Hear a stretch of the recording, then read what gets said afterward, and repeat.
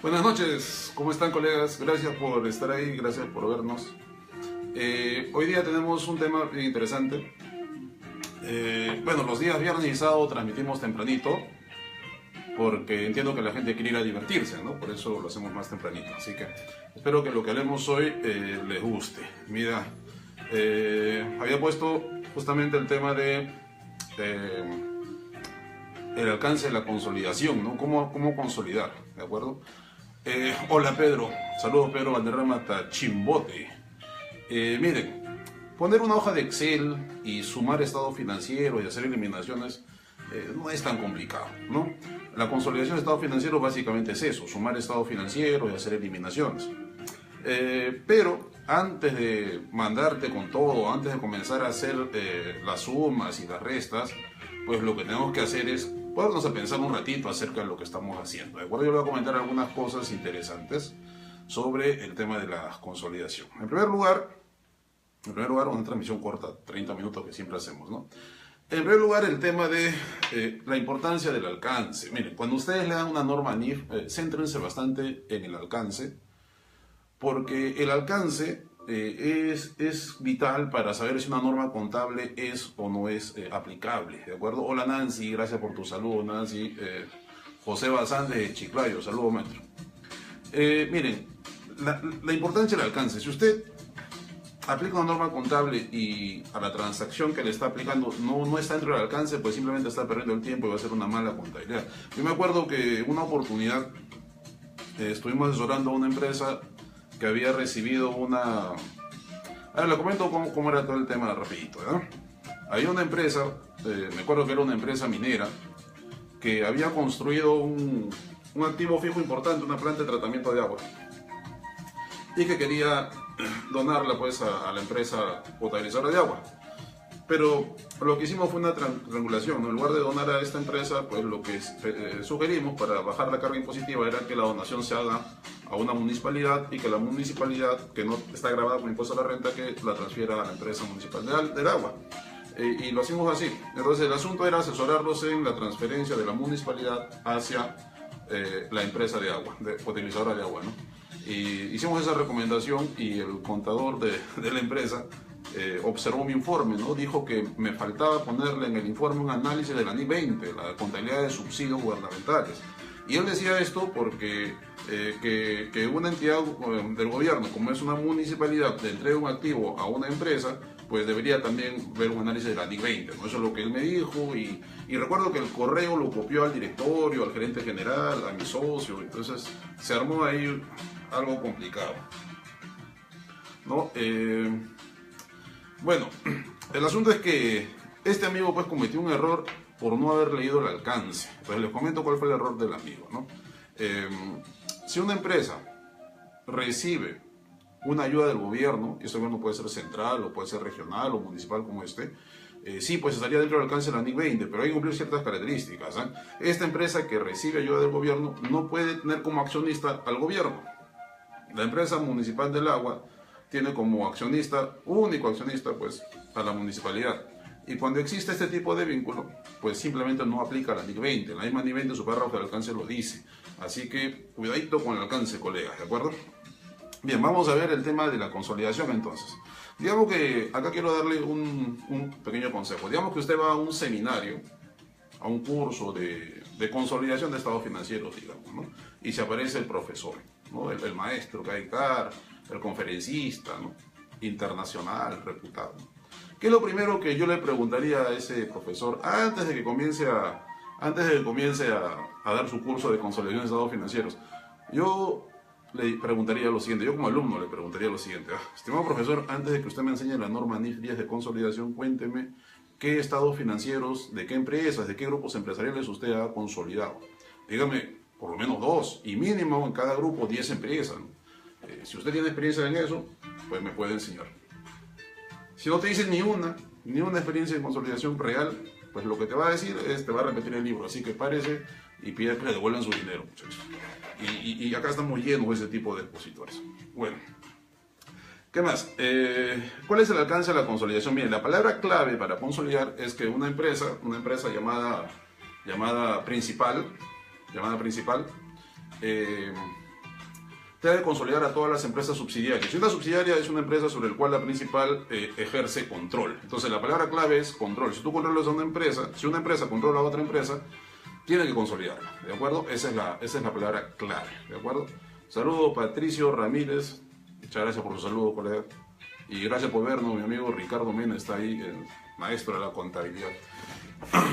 La palabra clave es control. Entonces voy a leerles el párrafo 11 de la norma NIF 10 y dice algo bien interesante, colega. Dice, el poder surge de derechos. En ocasiones, la evaluación del poder es sencilla, tal como cuando el poder sobre una participada se obtiene de forma directa y únicamente de los derechos de voto concedidos por los instrumentos de patrimonio, tales como acciones, y pueden ser evaluados mediante la consideración de los derechos de voto procedentes del accionariado. En otros casos, y esta es la parte importante, hola Paul Enrique Zabaleta, gracias por tus saludos. En otros casos, esta parte subrayenla por favor, ¿eh? En otros casos la evaluación será más compleja y requerirá considerar más de un factor. Por ejemplo, cuando el poder procede de uno o más acuerdos contractuales. Miren lo que dice este párrafo 11 de la norma 10, es importante. Es decir, lo primero que tienes que hacer es tú. Si eres una empresa, si tú eres contador de una empresa principal y quieres consolidar, tienes que comenzar a revisar a qué empresas controlas, a quiénes controlamos, ¿de acuerdo? Y claro, la norma en el párrafo 11 dice, es sencillo evaluar el control porque eso se evalúa a través de los derechos de voto que uno posee, es decir, las acciones, ¿de acuerdo? Claro, si una empresa posee el 90% de acciones de otra empresa, pues claramente la controla. Si posee más del 50%, claramente la controla. Más del 50, 51, 60, 70 la controla y usted consolide. Pero hay otra cosa más difícil, dice la norma, que lo vuelvo a leer. En otros casos la evaluación va a ser compleja y requerirá considerar más de un factor. Por ejemplo, cuando el poder procede de uno o más acuerdos comerciales. ¿A qué se refiere esto? ¿De acuerdo? Es decir, no siempre es a través de las acciones. O sea, tú puedes ser principal, matriz de otra empresa, pero no tener ni una acción. Hola, Guillermo, no mire, gracias por tus saludos. Sí, señores, sí, claro que sí. Usted puede poseer empresas sin tener acciones. Mira, en el Perú hay un casito interesante. Hay un famoso empresario de restaurantes, ¿verdad? Que usted lo para de cabeza y no le cae ni una acción de esa empresa. Ni una. ¿Y cómo? ¿Y quién la controla? ¿Quién la dirige? ¿Ves cómo lo hace? Es decir, que el control no necesariamente pues, es posesión de acciones, ¿no? ¿De acuerdo? Dice, la evaluación será más compleja y requerirá considerar más de un factor. Por ejemplo, cuando el poder procede de uno o más acuerdos comerciales. Ajá. Yo recuerdo, miren, estábamos auditando una vez, esto pasó hace 5 años más o menos, estábamos auditando una empresa, bueno, no voy a decirle rubro porque se puede identificar, ¿no? Hola Mirko, estábamos auditando una empresa, me acuerdo en el sur del país y era una empresa que requería bastante mano de obra, ¿no? Más o menos unos 300 a 400 trabajadores. Me acuerdo que le pregunté al auditor que había revisado la parte de nóminas, la parte de la planilla, si es que le parecía coherente lo que el contador había contabilizado como gasto personal. Él estaba a cargo de la revisión. Y me dijo que sí, que había revisado y que no le parecía, no había encontrado asuntos que reportar en la parte de nómina. Luego le pregunté cuántos trabajadores habían en la nómina que él había revisado. Y aproximadamente había unos 60, ¿de acuerdo? Hola Willy Niño. Aproximadamente unos 60, ¿de acuerdo? Y luego le pregunté, ¿y cuántos trabajadores has visto en toda la operación? Porque hemos ido a ver toda la operación. Y aproximadamente unos 400, ¿no? Entonces, claramente uno ve pues una diferencia de cantidad de personas, ¿no? Entonces comenzamos a averiguar por la situación, pues y resulta, pues como era previble, de que una buena cantidad del personal, pues estaba tercerizado, ¿no? Que estaba en la planilla de otra empresa. ¿ok? Cosa que no es, digamos que no es anormal, ¿de acuerdo? Pero comenzamos a preguntar algo más. Comenzamos a preguntar algo más. ¿Quién era esa empresa que proveía de servicios de personal? Y para nuestra sorpresa, esta empresa tenía un dueño. Este dueño de esta empresa que proveía de servicio de personal era el gerente comercial de la empresa que estábamos auditando. ¿Se pueden creerlo? El gerente comercial de una empresa tiene una empresa que tiene personal que le presta servicios a la empresa de donde es gerente comercial. Ya eso nos llamó un poquito la atención. Hablamos con el gerente nuevamente comercial. Hola, Rubén López, saludos, gracias por tu saludo. Hablamos con el gerente comercial y efectivamente él nos dijo que él tenía una empresa que proveía de servicios a la empresa donde él era gerente comercial. Entonces le pregunté cuántos clientes tenía y me dijo que incluyendo la empresa donde él trabajaba tenía un solo cliente. Ya eso te llama más la atención, ¿verdad? Y yo le pregunto al gerente comercial, ¿y cómo tú decides cuántas personas contratar en tu empresa? Actividad de operación. Y me dice, bueno, acá el dueño de la empresa lo decide, el dueño de la empresa por el cual él trabaja, o sea, su jefe, ¿no? ¿Y cómo tú decides qué activos fijos comprar? Bueno, mi jefe me dice qué activos comprar. ¿Y cómo tú sabes de qué banco tomar préstamos, actividad de financiamiento? Y me dice, bueno, mi jefe me dice de qué banco tomar préstamos, qué banco nos da garantías. Y finalmente le pregunté, dame tus estados financieros, ¿tienes balances de esta empresa, de esta que prestaba el servicio personal? Sí, claro, me llamó a su contador, tenía su propio contador, y llamó a su contador y nos dio su balance general. Y vimos que en el balance general que tenía un patrimonio negativo y tenía préstamos por pagar. Entonces yo le pregunté, tú eres un genio de las finanzas, ¿cómo teniendo un patrimonio negativo los bancos te prestan dinero? Y la respuesta fue sencillamente de que su jefe y su empresa de su jefe pues garantizaban la deuda, ¿de acuerdo? Y ahí quiero comentarles algo de qué se trata esta empresa, pues que estaba proveyendo de personal y que tenía patrimonio negativo y que tenía préstamos por pagar. Ese tipo de empresas, por ejemplo, si tú analizas quién dirige las actividades de operación, de inversión y financiamiento, ¿no? Las actividades relevantes, finalmente no es su dueño, sino quién es, el jefe del dueño. En consecuencia, ¿quién controla a quién? ¿Verdad? Esta empresa que prestaba servicio personal era una controlada por la empresa que recibía sus servicios de personal. Este tipo de empresas reciben un nombre interesante. Los norteamericanos le llamaron BIE, B chica o BV, como le llaman ahora, IE, o sea, Variable Interest Entity, BIE, ¿de acuerdo?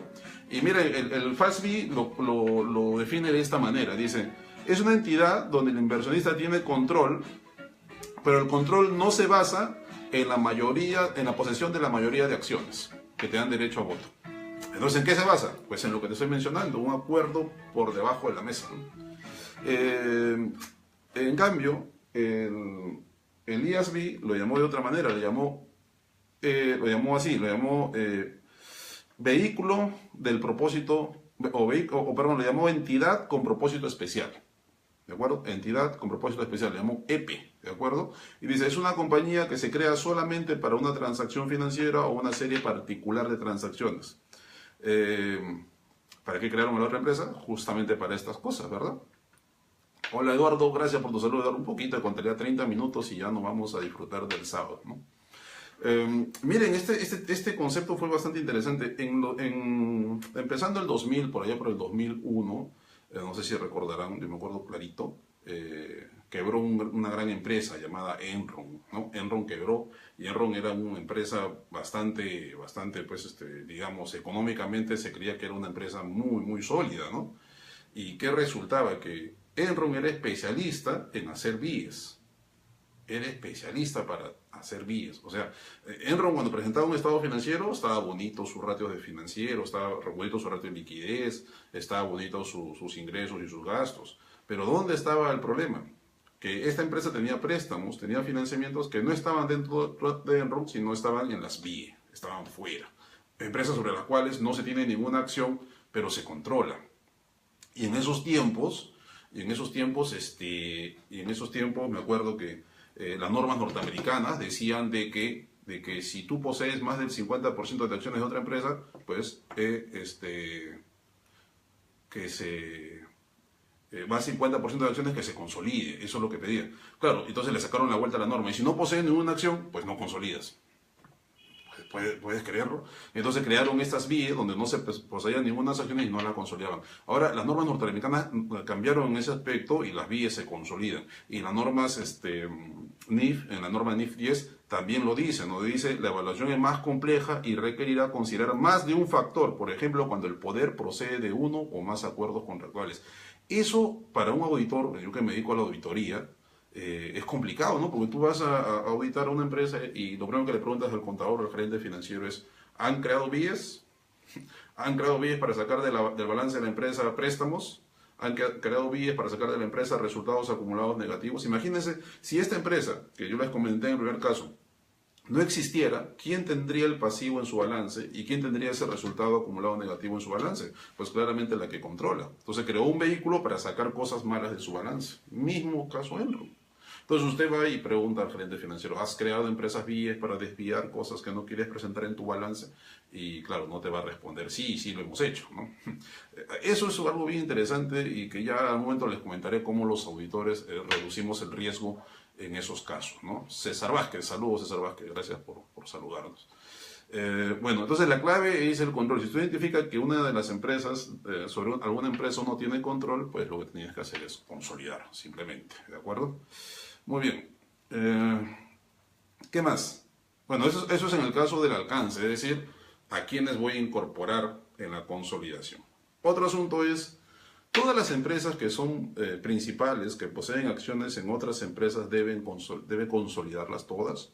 Hay una excepción, mires. Bueno, hay dos, pero hay una que le voy a comentar, que es el párrafo 31 de la norma NIF 10, dice, una entidad de inversión no consolidará sus subsidiarias, pero debe llevar estas inversiones a valor razonable con cambios en resultados. Es decir, usted puede ver una empresa, una entidad, un ente que es denominada entidad de inversión, ¿no? ¿Qué es una entidad de inversión?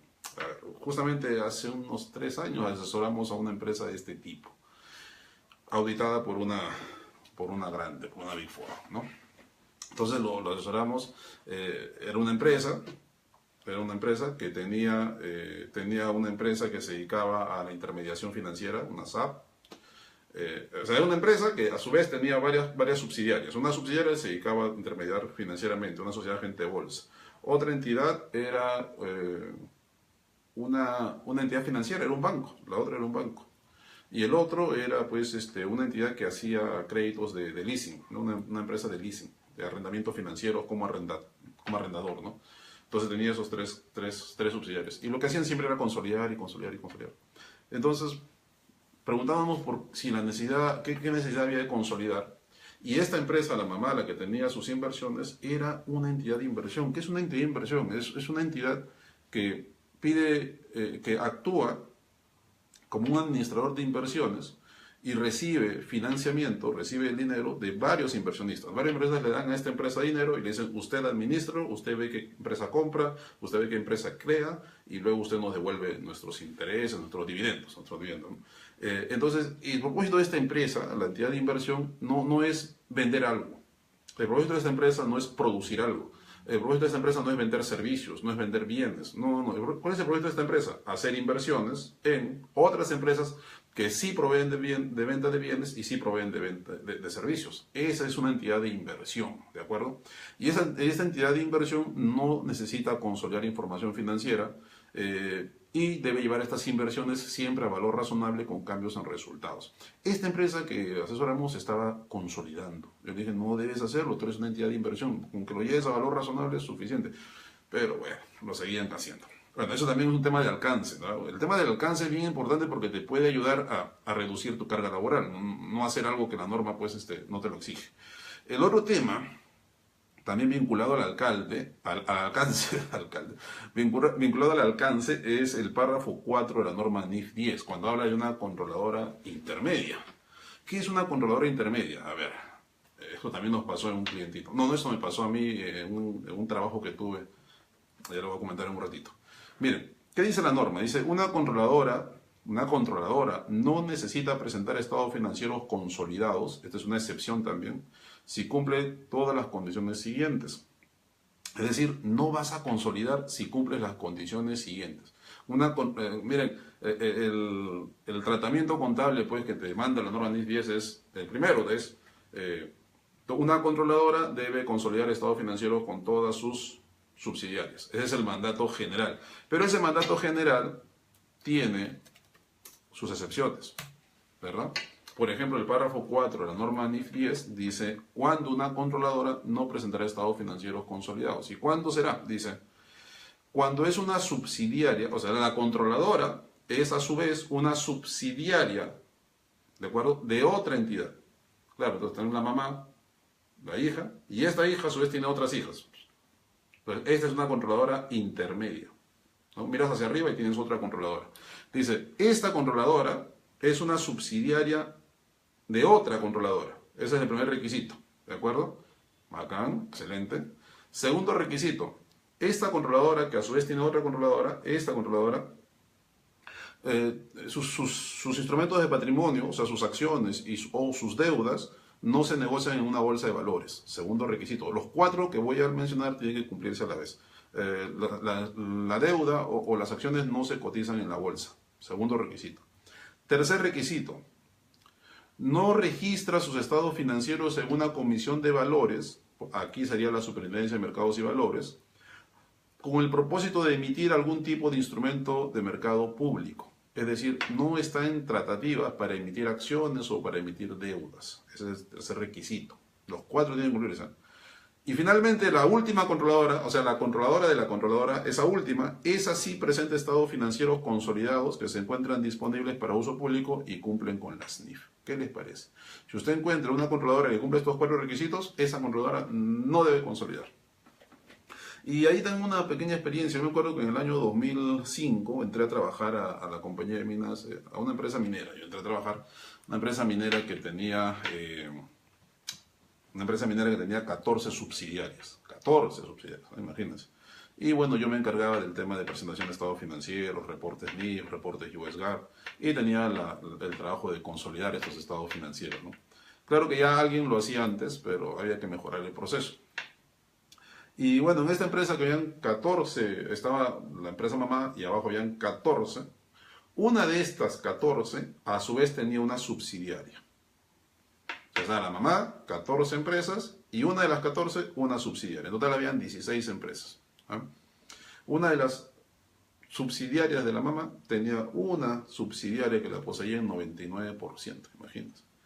Entonces, ¿cómo estaban haciéndolo cuando yo ingresé a trabajar ahí? ¿Cómo lo venían haciendo? Pues estaba la mamá, las 14 y una chiquita. Una de esas 14, que tenía su subsidiaria a su vez, consolidaba información financiera. Y luego la mamá consolidaba todos los estados financieros. Como ustedes comprenderán, pues uno dice, pero ¿para qué sirve esta pequeña consolidación si la mamá consolida a todos? No me hacía sentido lo que estaban haciendo. O sea, para mí había un trabajo extra que se estaba haciendo en vano, ¿no? Esa pequeña consolidación creo que no debería hacerlo, porque si la mamá consolida a las 14 de abajo más la chiquita, la número 15, pues tendré un estado financiero consolidado completo. Eso era mi razonamiento desde el punto de vista pues, de la lógica, ¿no? De la lógica, del sentido común, ¿no? Del más común de todos los sentidos, el sentido común. Dije, ¿para qué hay que consolidar acá? Y lo que tenía que buscar era una base normativa, doctrinaria, que me diga pues, que era correcto mi razonamiento. Entonces comencé a revisar la norma y esto no estaba, miren, en esos tiempos, en el año 2005, no estaba vigente la norma NIF 10. Lo que estaba vigente era la NIF 27. Esa norma nos hacía consolidar estados financieros. Y en esa norma ya existía lo que acabo de leer del párrafo 4 de la NIF 10 acerca de 4 condiciones para no consolidar. Ya existía, ¿no? Eso la NIF 10 lo ha tomado directamente. Y entonces, esta empresa intermedia que tenía su inversión chiquita, le apliqué los criterios de la norma NIF 27 en esos casos, que ahora está en el párrafo 4 de la norma NIF 10. Primera pregunta, ¿esta chiquita es subsidiaria de otra empresa? La respuesta es sí, había una mamá que poseía 14. Muy bien. Segunda pregunta, ¿esta controladora intermedia tiene deuda o tiene acciones cotizadas en la bolsa? La respuesta era no, no tiene. Segundo requisito que cumplía. Tercer requisito, ¿esta empresa está entregando información financiera a la Sociedad de Mercados y Valores con el objetivo de emitir acciones en la bolsa o bonos en la bolsa? No, tampoco, tampoco. Colega Judith Salas, gracias por vernos. Última, su controladora última, o sea, la mamá, la grandota. ¿Presenta estados financieros consolidados de acuerdo con las NIF? Sí. Esta mamá grandota cotiza en la bolsa y presentaba información financiera consolidada. Entonces cumplían los cuatro requisitos y esta consolidación chiquita que había no tenía que hacerse. Nunca debió hacerse, ¿de acuerdo? Entonces aplicas tus criterios y, señores, trabajas menos, trabajas menos. Bueno, ya van 26 minutos de transmisión, creo. Y finalmente, espero que esto les haya gustado, porque si usted va a consolidar cosas que no debe, usted debe preocuparse de esto. Cuando voy a consolidar, primero, ¿cuáles deben entrar? Tales. No solamente aquellas donde se poseen acciones. Recuerda el tema del BI. A veces tenemos control sobre empresas sobre las que no tenemos ni una acción. Segundo, puede usted estar poniendo entidades que en realidad no debería poner. Hay que considerar también dos cosas: que se puede poseer acciones de manera directa o de manera indirecta, ¿de acuerdo? Eso es materia de otro tema. Finalmente, si usted está consolidando, pregúntese, ¿debo consolidar?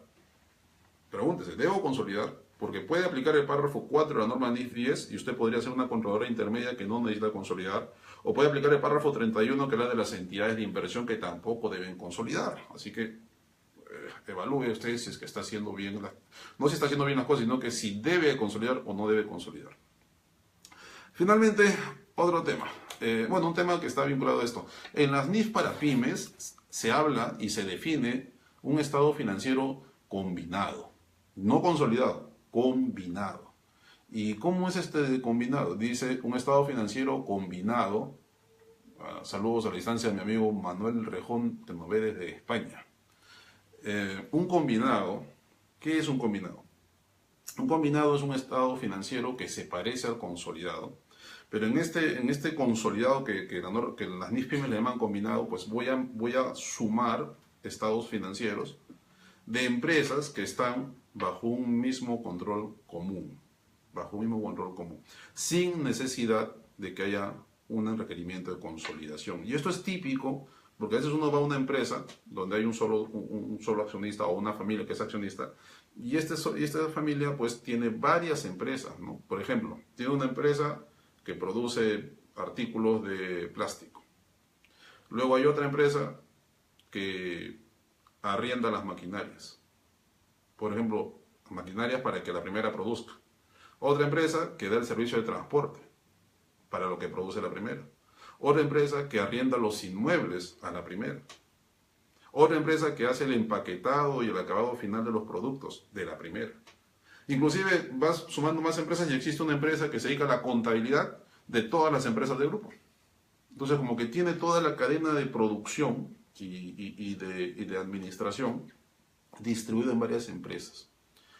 ¿Es requerimiento que se consolide?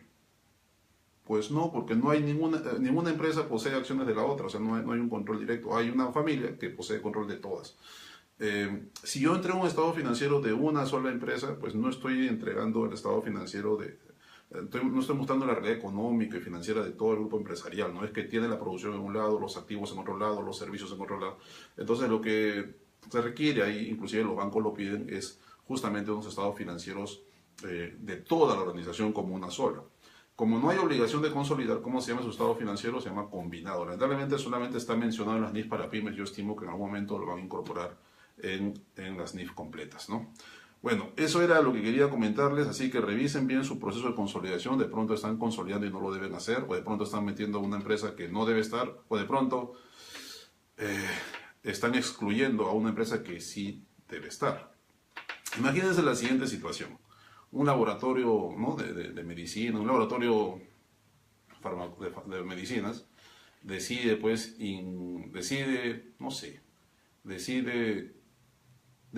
crear o inventar o descubrir pues una medicina para una enfermedad incurable, ¿no? Digamos pues la diabetes, ¿no? Una enfermedad incurable. Entonces dice, vamos a contratar pues a 5 premios Nobel de medicina para que se pongan a estudiar cómo sacar una vacuna contra eso. Imagínense, ¿no? Y claro, estos 5 genios van a cobrar una alta remuneración, ¿no? Entonces, este laboratorio llama al contador, que es su asesor interno, y le dice, mire, vamos a hacer esto, vamos a poner a 5 genios a que estudien, a que investiguen, hasta descubrir una vacuna contra la diabetes.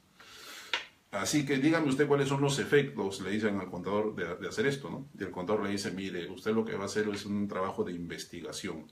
Y de acuerdo a la norma NIC 38, la investigación se va al gasto.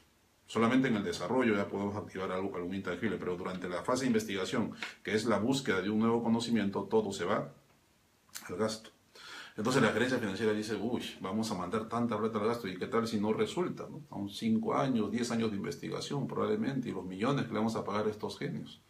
Entonces salta un asesor legal y le dice, hagamos algo, pongamos una empresa paralela, creemos una empresa, para no consolidar, vamos a pedirle ya, al vigilante de la empresa, lo vamos a poner como accionista. Le vamos a dar $1000 al vigilante de la empresa para que él vaya a la notaría, constituya una empresa. En esa empresa, donde solamente es accionista el vigilante de la empresa, ahí vamos a poner la nómina de estos genios que van a investigar. ¿Y de dónde va a sacar plata esta empresa? Pues tomemos un banco que le presta dinero, nosotros lo garantizamos. ¿Qué va a tener esta pequeña empresa que hemos abierto? Va a tener solamente puro gasto, puro gasto, puro gasto, y va a tener un préstamo, obviamente garantizado por el gran laboratorio, ¿no? Muy bien. Entonces, ¿qué estamos haciendo, señores? Esta pequeña empresa que va a indicarse investigar es gobernada por el vigilante de la empresa.